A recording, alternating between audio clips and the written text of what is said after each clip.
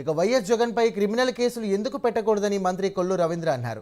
ఇక రక్షణగా ఉన్నటువంటి పోలీసులే బట్టలు ఉడదీసి కొడతానడం ఎంతవరకు కరెక్ట్ అని మండిపడ్డారు. ఇక పోలీసులు ఎక్కడా ఏకపక్షంగా వ్యవహరించడం లేదన్నారు. ఇక జగన్ శుభరాజకీయాలు చేస్తున్నారని, అతని మానసిక స్థితి బాగాలేదని ఈ సందర్భంగా ఆయన విమర్శించారు.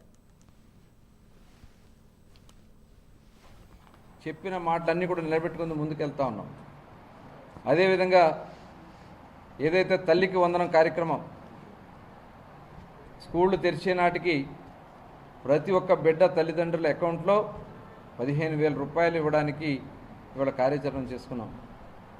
రైతులకు ఇచ్చినటువంటి మాట ప్రకారం మరి దాన్ని కూడా ఇవాళ ఏర్పాటు చేయడానికి 3 దశలుగా ఇవ్వడానికి కూడా ముందుకు వస్తూ ఉంది.